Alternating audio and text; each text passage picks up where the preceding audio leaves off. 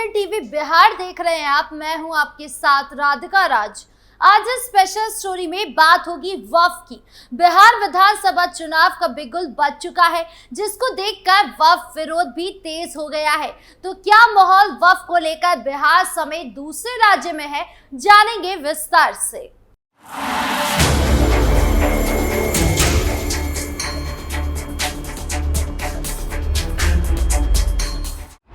वक्फ कानून का विरोध तेज।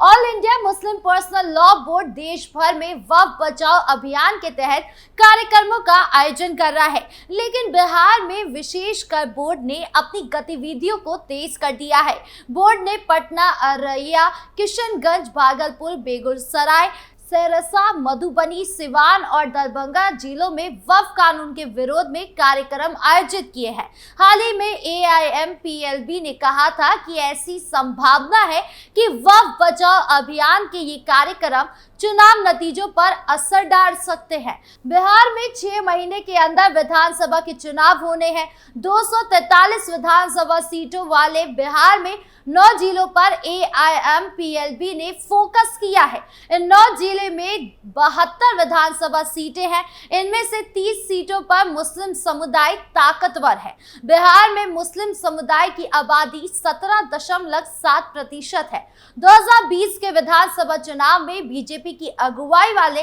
NDA को इन 72 में से 38 सीटों पर जीत मिली थी। इनमें से बीजेपी ने 25, JDU ने 11 और उस वक्त इस गठबंधन में शामिल विकासशील इंसान पार्टी ने 2 सीटें जीती थी, जबकि विपक्षी महागठबंधन को 28 सीटों पर जीत मिली थी। महागठबंधन में शामिल राजद ने 11, कांग्रेस ने 4, CPI 4 और CPI ने 2 सीटें जीती थी। 2020 के चुनाव नतीजों का अगर आप विश्लेषण करें तो इन 72 सीटों पर बीजेपी का प्रदर्शन काफी बेहतर था, क्योंकि मुस्लिम समुदाय को बिहार में राजद का मजबूत समर्थक माना जाता है। एक जरूरी बात यह भी है कि इन 72 सीटों में से 5 सीटें AIMIM ने भी जीती थी। बाद में AIMIM के 4 विधायक राजद के साथ चले गए।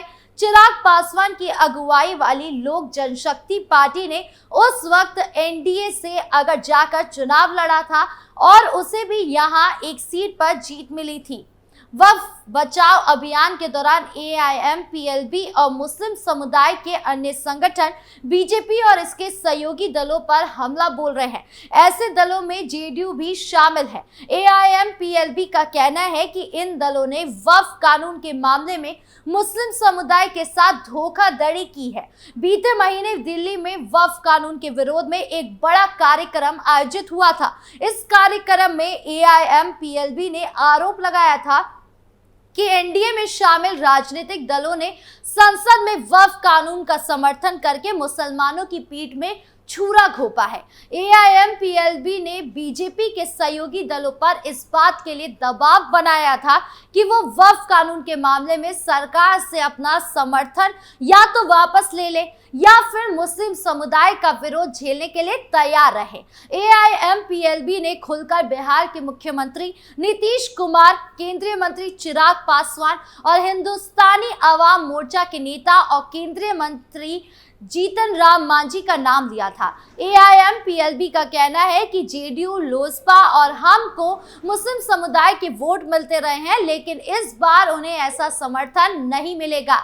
हालांकि बोर्ड का कहना है कि वो किसी भी राजनीतिक दल के खिलाफ सीधे तौर पर कोई राजनीतिक अपील नहीं करेगा। बीजेपी का कहना है कि वक्फ कानून के मामले में विपक्ष और कुछ संगठन मुसलमानों को गुमराह करने की कोशिश कर रहे हैं। पिछले महीने बीजेपी नेतृत्व ने 4 सदस्यों को कोऑर्डिनेशन कमेटी बनाई थी। कमेटी को ये जिम्मेदारी दी गई थी कि वो देश भर में जाकर मुस्लिम समुदाय के साथ ही अन्य लोगों के बीच जाकर उन वक्फ कानून को लेकर जागरूक करे, जिसके तहत भागलपुर, मोतिहारी, पटना, मुजफ्फरपुर में बैठक भी हुई। बिहार में बीजेपी अल्पसंख्यक मोर्चे के अध्यक्ष कमरुज्जमा अंसारी कहते हैं कि वक्फ कानून की वजह से बिहार के विधानसभा चुनाव में बीजेपी और इसके सहयोगियों को कोई नुकसान नहीं होगा। अंसारी ने कहा कि मुस्लिम समुदाय में पसमानदा बहुमत में है।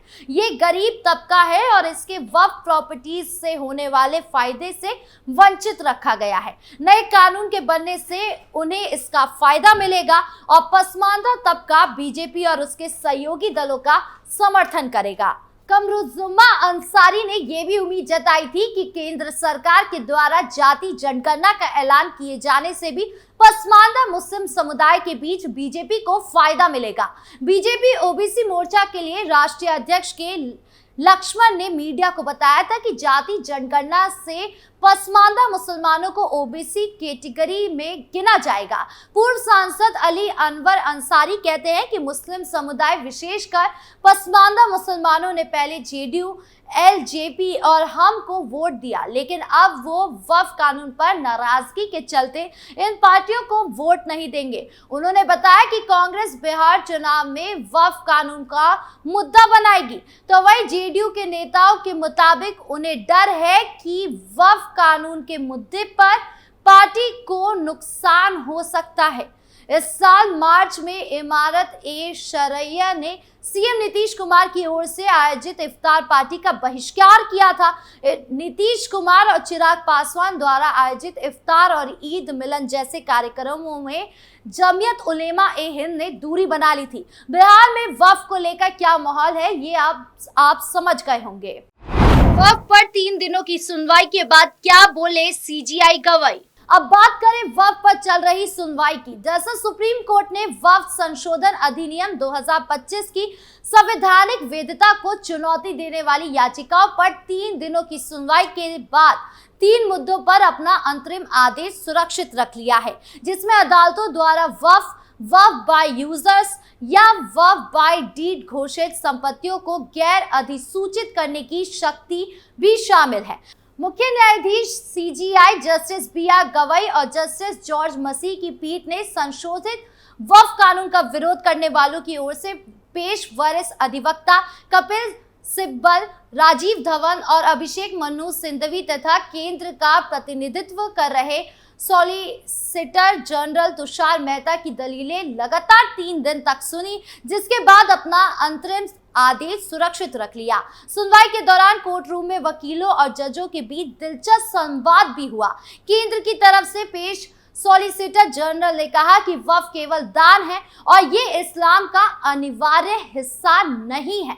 इसका विरोध करते हुए याचिकाकर्ताओं की ओर से कपिल सिब्बल ने कहा कि वक्फ ईश्वर को समर्पित किया हुआ दान है। ये केवल समुदाय के लिए दान नहीं, बल्कि ईश्वर के लिए समर्पण है।